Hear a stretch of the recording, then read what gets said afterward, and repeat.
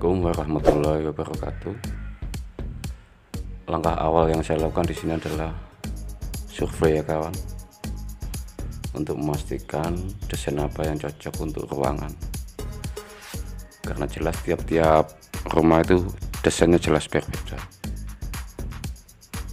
Dan langkah berikutnya ketika sudah deal yaitu pemasangan. Jangan lupa ditimbang, bisa pakai selang atau pakai laser. Namun di sini saya pakai laser ya kawan, untuk mempermudah dan mempersingkat pekerjaan.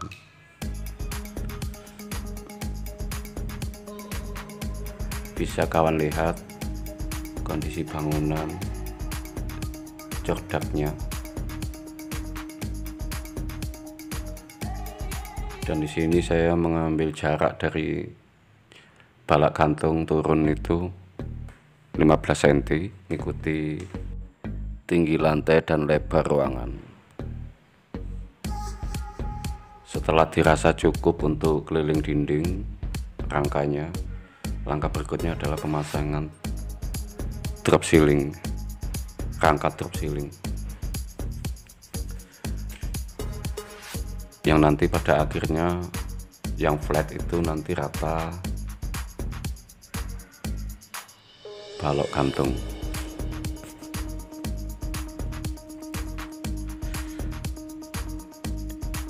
Di sini saya menggunakan lebar 50 cm dari tembok untuk drop ceilingnya, karena ruangan ini kurang lebih 4 meter lebarnya. Jadi saya menggunakan lebar 50 cm untuk drop ceilingnya, ketinggian 15 cm. Yang tidak kalah pentingnya di sini adalah sudutan ya kawan. Pastikan sudutan itu benar-benar siku, karena itu akan mempengaruhi di hasil akhir.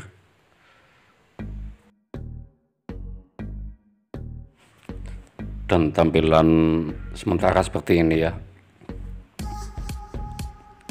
Rangka dropnya sudah selesai, tinggal rangka flatnya. Saya rasa kawan-kawan sudah tahu ya bagaimana cara rangka flatnya ya. Jadi saya di sini nggak banyak panjang lebar menjelaskan. Dan di sini saya menunjuk ruang void ya. Dan pentingnya survei ya seperti ini ya kawan, bisa melihat kesulitan yang akan tukang hadapi. Dan ini kesulitannya adalah tangga dan dak ini terlalu pendek, jadi persis di atas kepala ini. Jadi jika kawan-kawan menemukan kasus yang serupa seperti ini, jangan dipaksakan ya, desainnya harus mengikuti yang persis di atas kepala ini agar tidak bentur kepala.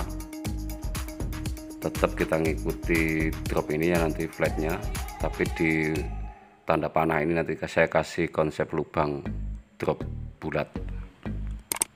Hasilnya seperti ini setelah dak ditutup dengan plafon PVC desain drop 1 atau drop ceiling. Tinggal pemasangan lampu pinggir, lampu sembunyi dan lampu sudut. Dan ini sudah bisa dinikmati hasilnya walaupun belum 100%. Dan maaf saya tidak menampilkan di sini cara pembuatan rangka ya, mungkin bisa dilihat di video-video saya yang sebelumnya. Cara pembuatan rangka ini hanya untuk mempersingkat waktu,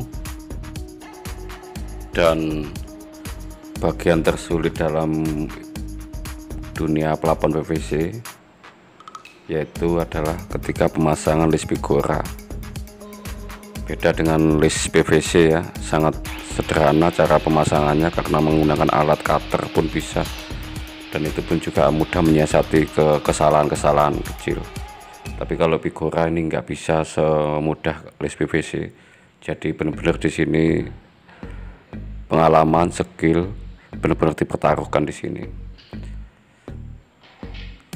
Apalagi tingkat keakuratan ya, tidak bisa dibilang 45 derajat itu sempurna, karena bentuk bangunan itu akan mempengaruhi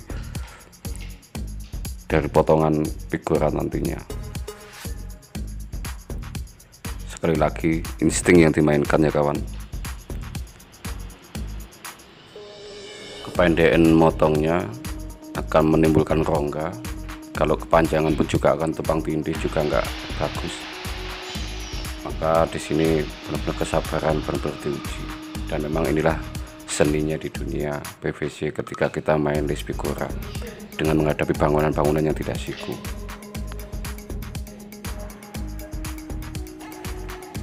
Bisa kawan saksikan di sini hasil potongan atau prostekan sudutan ya kawan.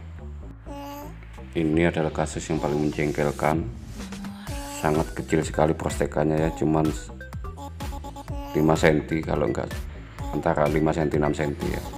Dan ini dibutuhkan ketelatenan, kesabaran, fokus, dan yang enggak kalah penting adalah pengalaman dalam dunia prostek. Ini baru dipertanyakan di sini, prostekan-prostekan kecil seperti ini. Jadi kalau kawan-kawan kepingin atau konsumen kepingin tahu kualitas tukang, maka disinilah kualitas tukang benar-benar dipertaruhkan. Kerapiannya dapat apa tidak, karena ini tidak bisa kita mengacu pada ukuran siku ya, tapi benar-benar kita melihat pada tingkat kemiringan sudutan. Dan ini cukup menjengkelkan, makan waktu, tenaga, pikiran. Tapi memang disinilah seninya ya.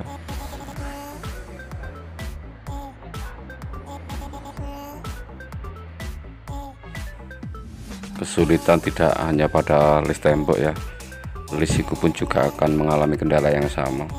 Tapi kalau sudah tukang itu profesional betul di pekerjaannya, maka itu tidak jadi kendala, juga tidak jadi masalah. Hanya butuh sedikit ketelatenan, kehati-hatian untuk menemukan titik pas atau titik rapat, benar-benar rapat.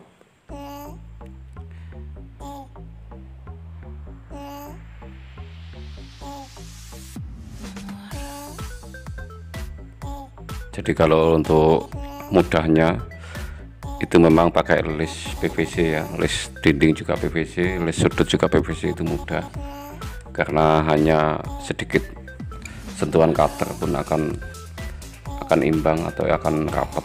Tapi kalau untuk figura tidak sesederhana itu ya, butuh sedikit goresan sedikit demi sedikit. Benar-benar telaten dan sabar adalah kuncinya.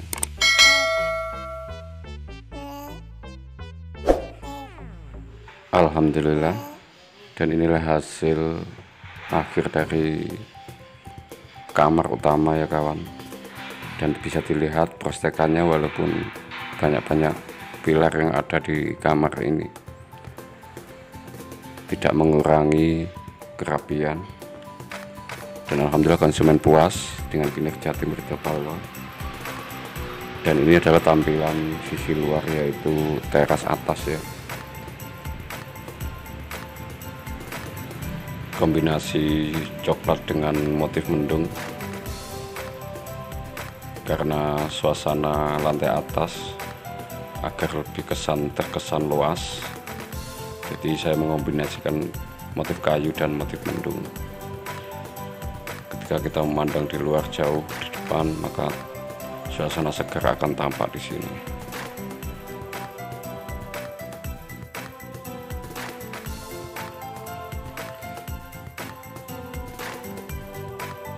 Dan ketika kita masuk ke ruangan, kita akan disuguhkan suasana yang berbeda, yaitu suasana yang eksklusif ya. Kombinasi hitam dan putih, warna natural tapi nggak boseni. Lalu ketika kita masuk ke lorong pun juga disuguhkan dengan suasana yang berbeda, suasana kalem yaitu putih.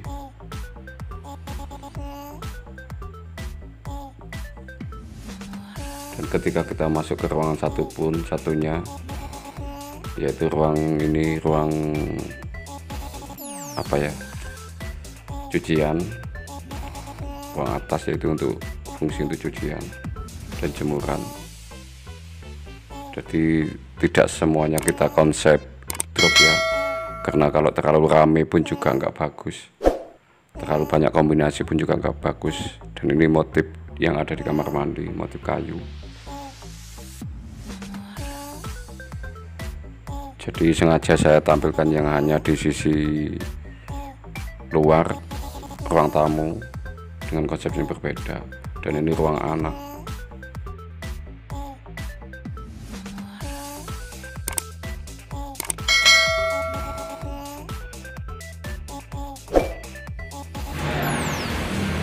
Nah, ini tuan rumahnya bosku.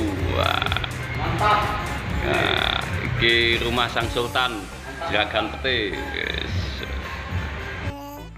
Yang paling membahagiakan di sini adalah ketika tuan rumah benar-benar puas dengan kinerja kami, dengan desain kami. Dan ini bentuk yang ketika naik ke tangga ini mepet balok ya, jadi sama sekali tidak mengganggu kepala ketika naik turun ke atas tangga. Dan inilah yang dimaksud tuan rumah yang sangat menyenangkan, alhamdulillah. Dan ini tampilan ruang tamu utama ya, lantai bawah, lengkap dengan kombinasi lampu sembunyi, lampu LED, semakin menambah keindahan ruang tamu. Bisa Anda adopsi bila Anda minat dengan konsep seperti ini.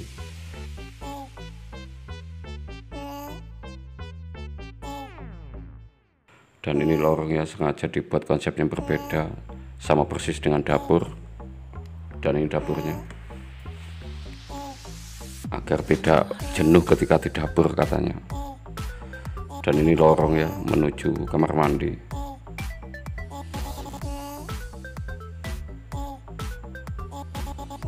Alhamdulillah kamar mandi pun juga sudah selesai.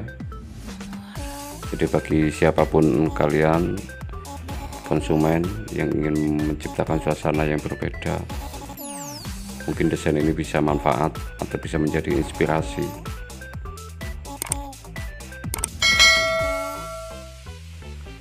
Sekali lagi, kepuasan konsumen itu yang nomor satu ya.